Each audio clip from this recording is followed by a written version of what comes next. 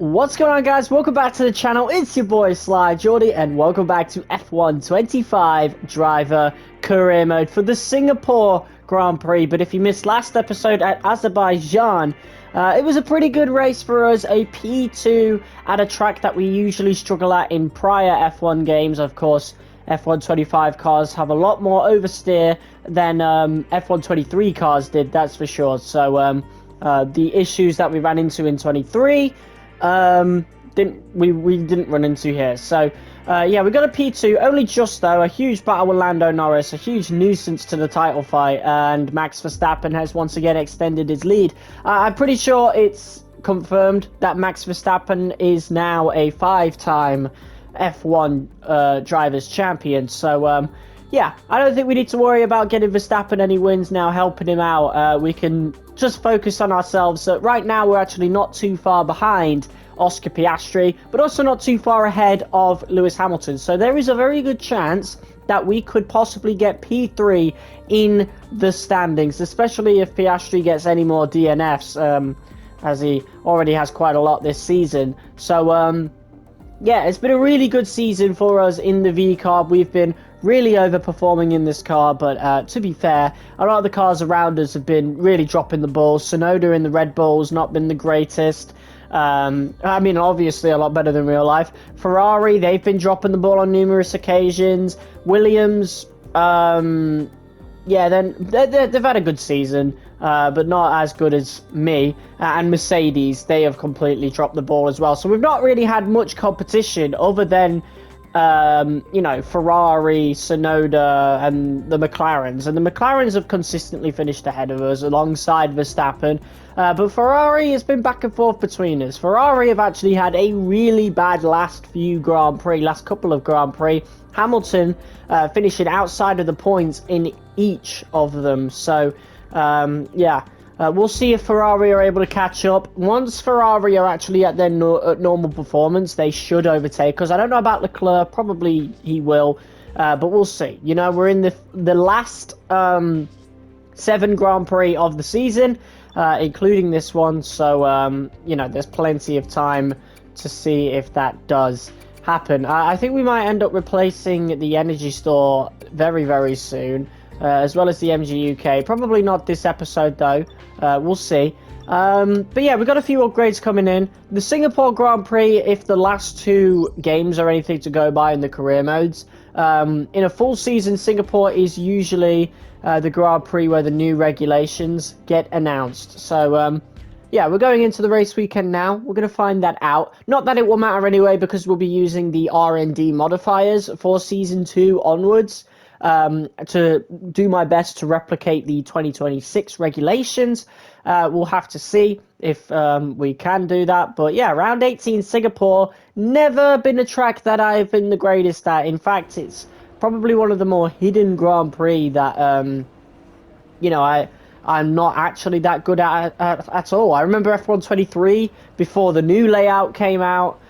We had a really bad race there. I can't actually remember a time that we had a good Singapore Grand Prix. So I'm quite curious to see what happens. Of course, to replicate F1 23, looks like it will be raining in the race around Singapore. So that will be very, very interesting. And it also means that I should probably do practice 2 to try and get some proper practice in for that. But it looks like it's going to be raining a lot towards the beginning of the race, but calming down towards the end, perhaps maybe even getting as far as being able to go onto the dries.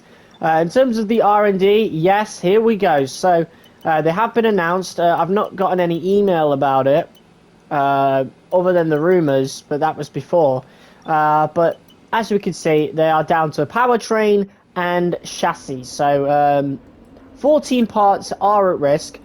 This is what we've saved all of our R&D for. So I definitely want to mostly do durability. Oh no, it's chassis and powertrain, isn't it? Never mind. So the chassis on this car has definitely been one of the weakest. So we're going to adapt to all these parts. I'm not going to be salty towards Racing Bulls, you know, even though I am trying to leave them for Aston Martin. I'm 100% trying to give them a better car as possible. And I think it will be quite interesting if VCarb end up being one of the best cars going into next season. I mean, it makes it even more interesting for content if we're fighting the VCarb up the front, you know? I think that'd be really cool. But without further ado, it's time to get into qualifying for the Singapore Grand Prix. As night falls in Singapore, the track starts to warm up, and it'll be red hot by the time we find out who's on pole for tomorrow's race.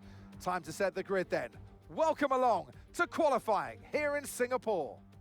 Well, here we are at what was one of my favourite circuits on the calendar as a child. As a kid, like early 2010s, watching Formula One, Singapore really stood out. I think it was the only night race. Abu Dhabi ended up transitioning to the night, but I don't really remember Abu Dhabi very well as a kid.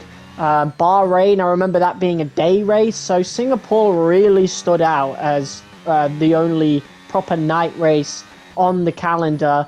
And, you know, the scenery of all the lit up buildings, the Ferris wheel, and all that. Then there was also that section that went under the roof, obviously, which we did do in F123 before it got updated. We managed to do it in our first season.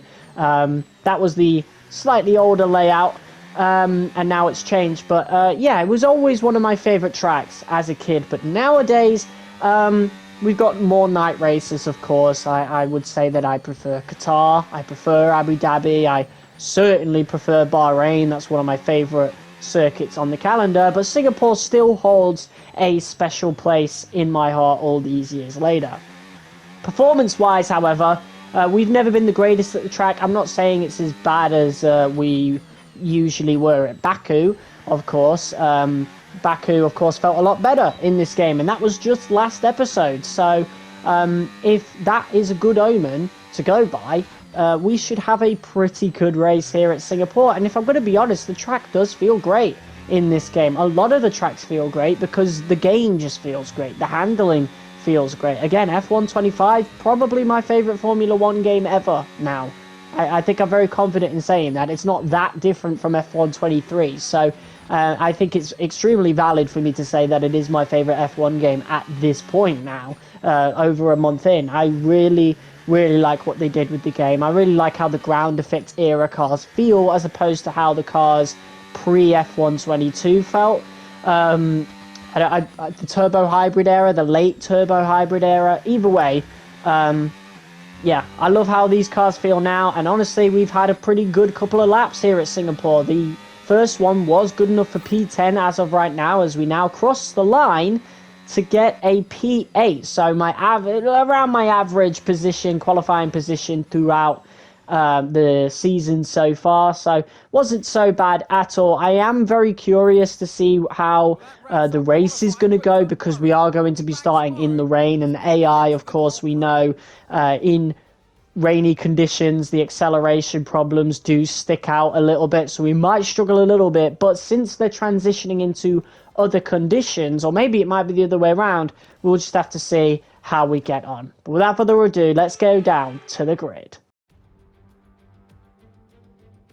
Marina Bay hosted a Grand Prix that briefly ran in the 60s and 70s, but the Garden City re-entered the calendar for good in 2008. We missed it for a couple of years, but it was great to come back to the Singapore Grand Prix. And here's the circuit, just under 5 kilometers long and featuring 3 DRS zones, promoting more overtaking. Certainly into turn 14 at the end of the Esplanade Bridge, into turn 16 now. A popular spot there for overtaking, and if you're brave enough, in front of the arena of fans down at turn 1, you can make a move there as well.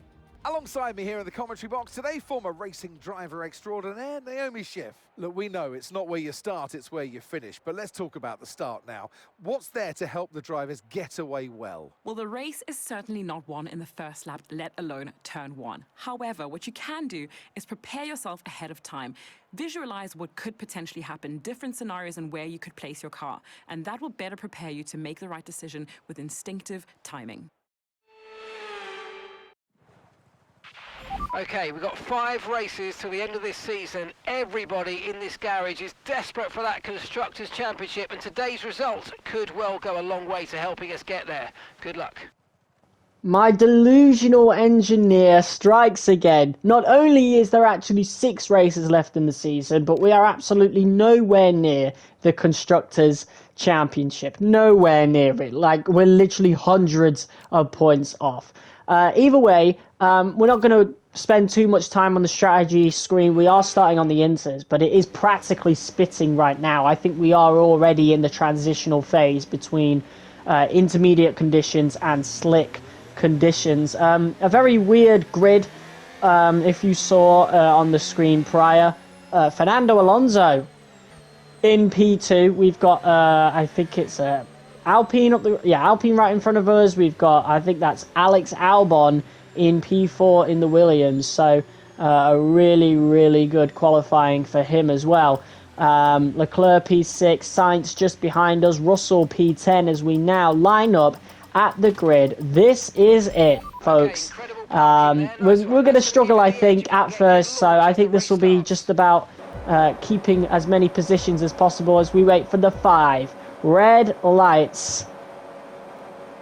And it's lights out, and we are underway. Lando Norris gets a decent getaway, moves to cover off Fernando Alonso, but as you saw, Max Verstappen had a rocket ship start. It's 3 wide between these 3, and Alonso has to back out, unfortunately. Albon doing battle with Piastri, Leclerc doing battle with Gasly. Meanwhile, we're doing battle with Carlos Sainz a bit further back, and unfortunately, we might be losing the position. Sainz got a really good start, and look at this battle between Norris and Verstappen as we go onto the onboard of Fernando Alonso, who will feel a bit hard done by that 3 wide situation earlier on. But a really good start for Max Verstappen, but Lando Norris just about manages to fend him off. Meanwhile, however, we did lose the position to Carlos Sainz. I did try to keep the position, but yeah, I'm not going to fight too hard. I'm just gonna try my best to stay with Sainz and stay in front of Tsunoda as we now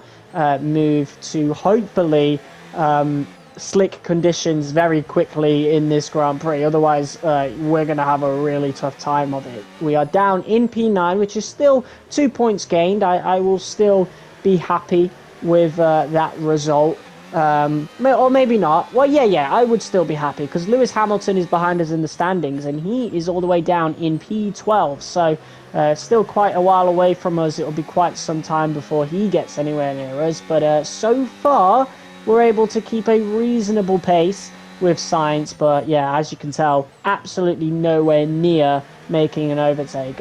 In the corner entries, we gain some time back, but corner exits, we lose so much that, you know, it's really not worth talking about. So, yeah, DRS still enabled, so that's how transitional this weather is currently. A lot of just spitting. It's not really raining heavily at all. So we're going to be on the crossover to the dry conditions very, very soon as we are now going on to lap 3. We've lost 2 seconds to the guys in front. So that's how much quicker the AI is in wet conditions on a consistent difficulty compared to dries. You know, it's just an issue that we have to deal with. I didn't want to turn the difficulty down for this particular race because I knew the full race wasn't going to be in the rain. So I just took the gamble that we would be able to deal with a bit of pain and still pull out a good result. And luckily, it's just the start of the Grand Prix. So once we move into dry conditions, yeah, we're going to have a much better time of it. And luckily, we get dry conditions as early as lap 4. So as you can tell, it's literally spitting now. If it wasn't spitting before, it definitely is now. Unfortunately, though, my strategy team is calling me in for a lap 5 pit, which means they are prioritizing Hajar, which I don't understand because Hajar is nowhere near the points. I'm in the points. I'm just going to say, pit me now. I'm going to take whatever tires Hajar was going to get or whatever. Pit crew's got to hurry up here. We're going to go on to the mediums. Initially, the strategy team did suggest a hard to the mediums, but I need to make up all the time that we lost in those 4 laps. So I absolutely want to go on those mediums. There we go. That's my expression of disappointment at the strategy team trying to get me to go in after Hajar. Do you realize how much time I would have lost if I'd have stayed out on the intermediates? Half the guys came in and double stacked anyway. The likes of Sonoda and Gasly definitely losing a lot of time in the pits. Actually, I think, yeah, Sonoda was in front of us going into the pits, so Sonoda definitely had a huge issue. Gasly's lost a lot of time, so now on these mediums, fully dry conditions, literally bone dry conditions at this point, we have plenty of time to now chase after Gasly. A lot of the AI seem to have gone on hard, so I guess that's why the strategy team told me to do that. But again, I wanted to make up as much time as possible, so I am really pushing the hell out of these medium tyres. And with the hard tyre runners behind us, it shouldn't be too much of an issue. Gasly goes defensive. We're going to go around the outside. A little bit of a dive there, but I am so confident in the grip of these mediums. I'm so confident around this circuit that I'm going to make that move. No questions asked. So this is probably the best Singapore has ever felt in a Formula 1 game. And I've played a lot. You know, I played some of the earlier ones. I played 2019, 2020, 23, 24, and now this one. And I can absolutely say without a shadow of a doubt that this is the best it's ever felt. I think I played it a bit for 2016 as well. So yeah, definitely the best it's ever felt. That's the move done on Gasly.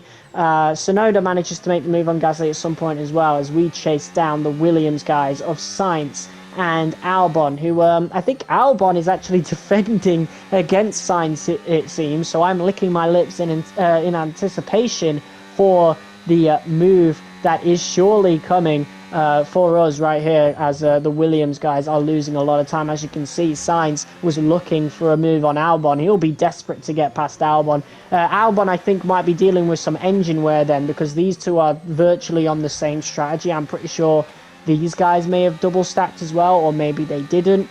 I don't know. It seems like they did, but either way, Sainz goes ultra defensive. We make a copycat move to the one we did on Gasly, and once more, we are through with a nice overtake. So P7 now, we look to chase down Alexander Albon. I am doing so good. I'm feeling so comfortable on these mediums. Of course, it will not last forever. Unfortunately, eventually, you know, the hards will be a lot better than the mediums, and I'm hoping that we get these moves done and build a little bit of distance in the clean air in front of Albon.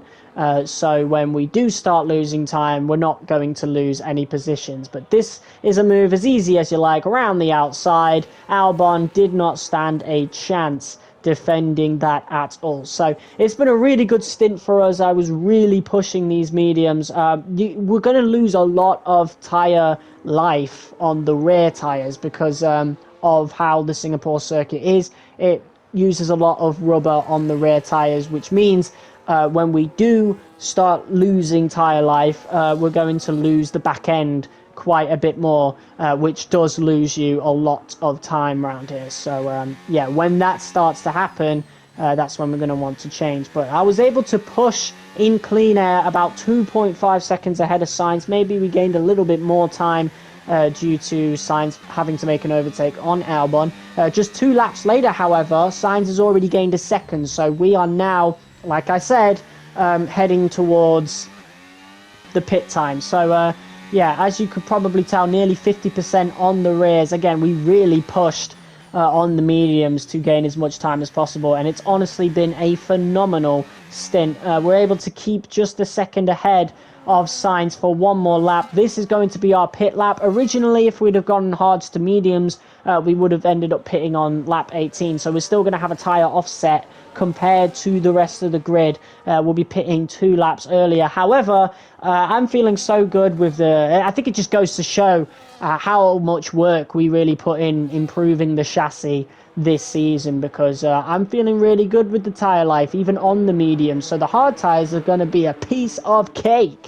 as we now come into the pits, the only one now. What a stark contrast to how it was earlier, absolutely crowded. Pit crew does a good job, and we are on the hards to kick off our final stint. So the hard part of the race is pretty much done. At this point, I do want to push a little bit to gain as much time as we can in the next couple of laps, but then once Sainz makes his pit, we're going to have to slow down a little bit just to save on tyre life, because Sainz is absolutely going to catch up towards the end of the Grand Prix. You know, he'll be on 2-lap fresher tyres.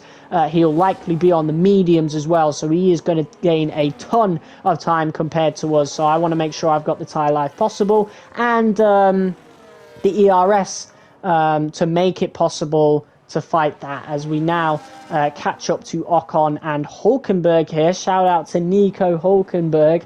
Not that he'll know that I shouted him out, but the reason I'm saying that is because in real life, Nico Hulkenberg finally got his first podium in Formula 1, which is just a win for the sport in general, as we make a pretty easy move on Ocon, and now we're able to transition into the next straight, which I didn't mention it, but it actually has a DRS section on it now. I don't remember the track very well from F124, but I absolutely know when they first added this new variant of Singapore, it didn't have a DRS zone there, so that was definitely different, and it definitely makes that section of the track better, because when you do play it on F123, you always think, why is there not a DRS zone there? But look at that, we were able to get an undercut on Charles Leclerc, so quite the undercut for us on the hards. Sainz is still out, he's running in P2, he ends up going down into P4.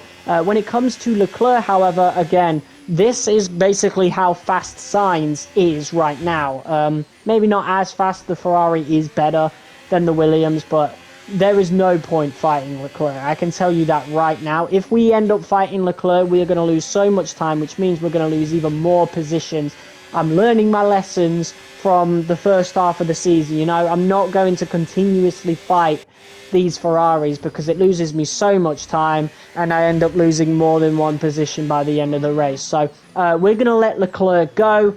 I'm not going to bother at all. We're going to focus on saving these tyres. We're about just under 7 seconds ahead of Carlos Sainz, so I'm going to use that time to save as much tyres as possible. It only takes a couple of laps for Sainz to cut that time in half, so that's how much quicker the fresh mediums are over the fresh hards. So that kind of just goes to show why we were able to have such a good stint when we were on the mediums, but now it's the opposite. But we had such a good stint on those mediums that it gave us a really big advantage, and we most likely will only have to defend for a handful of laps away from Carlos Sainz before the hard tyres start to become the better tyre as we go into the closing stages of this Grand Prix. But it's been a fantastic race. I have really enjoyed doing this. We don't have much ERS left as Carlos Sainz now comes up, and he's going to look down the inside, but it's just too late on that straight, and we are able to keep the position for now.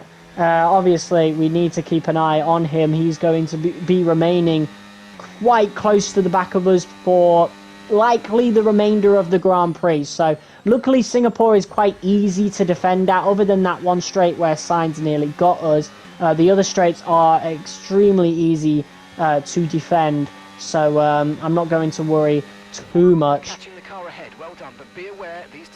And that's what actually surprised me. I was so focused on Carlos Sainz when racing here that I didn't even notice that we were actually starting to catch up to Leclerc. So Leclerc on the mediums, he must have been pushing really hard, because he's now losing a ton of time. You might have noticed earlier, Leclerc was about 3.5 seconds ahead, something like that. We have took a second out of that, and I haven't even been necessarily trying. Sorry, I might have hit my mic there. But yeah, I've not even been necessarily trying to catch up to Leclerc. I've been completely focused on Sainz.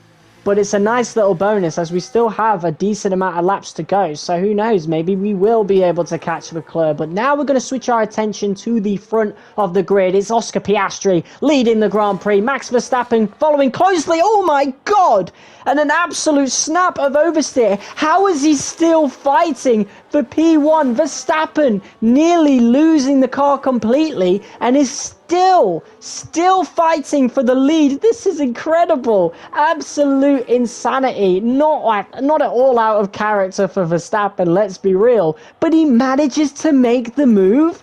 That is insane. That might be one of the greatest overtakes I have ever seen an AI do on the F1 game. Look at that. An absolute gust of dirty air hitting him, and he is still diving around the outside to get the move done on Oscar Piastri. Maybe some tyre wear on Piastri's side of things might be coming into play. We know that the hards are definitely stronger than the mediums at this point, but that still doesn't take away just how impressive that overtake was. That was incredible. As we switch our attention back to our POV, just over 1 second behind Charles Leclerc with just a handful of laps to go. Very, very surprising pace here, but the mediums definitely go off big time towards the end of the race, which gives us, towards the end of their stint, sorry, which gives us a prime opportunity to perhaps make an overtake for P4 in what has been an amazing Singapore Grand Prix. It's really took me by surprise, and to be honest, the same happened for Monza. You know, a lot of circuits in this game this season have took me by surprise and have just been great races. And that's honestly all because of the AI changes for F1 25. The AI are just so much better this year than they were last year, than they even were in F1 23 and any other F1 game that I've played. You know, I genuinely think this is one of the best AI that we've ever had, and I think if anybody says any different, I think it's rose-tinted glasses, to be honest. I don't remember having amazing races like this in the likes of F1 2020, for example. That's not dissing those games, of course, but, you know, I just genuinely think that this is better, as we are now just behind the Ferrari of Charles Leclerc. This is a move that we are going to be able to get done. I'm choosing to stay behind Leclerc as of this section. There's no point making the move because we're going to make it incredibly easy for us as we now come round the corner to kick off the penultimate lap of what has been an amazing Grand Prix. And Carlos Sainz still hanging out there at the back, still getting DRS. If anything major happens between me and Leclerc, that is a great opportunity for Sainz. So all Sainz has to do is just keep driving. It's still a good result, P6, but possible P4 beckoning for the Williams driver there from just doing nothing. Pace-wise, he is done, and so might be Leclerc. Will he defend this well? We're going to go to the outside. Leclerc goes really, really defensive, so much so that he has to shut the door on Sainz on the exit of that corner. What a strange move by Leclerc, practically opening the door for us and nearly opening it for Sainz. Very strange, but we're able to take P4 in what has been an amazing race for us. It was a very rocky start on the intermediates, but you know, in hindsight, I'm glad I didn't change the difficulty at all because it made the rest of the race really eventful, really competitive, and genuinely one of the best races of the season, in my opinion, as we have now skipped ahead to the last lap of the Grand Prix. Lando Norris managed to make an overtake on Piastri, so Piastri definitely got pit priority, but the tyre wear definitely catching a lot of us off guard. For us, in a very good way, as Max Verstappen takes the win of the Singapore Grand Prix. We come round the corner, crossing the line in P4. It's a great result for us. We maximised every opportunity that we possibly could, and that is a huge points all at the end of the day. Driver of the day as well. That was fantastic. And in the end, there was no Verstappen. Max Verstappen, he takes victory. Wow, that's 3 wins in a row. They really are on a roll now and really building great momentum. They're clearly one to look out for.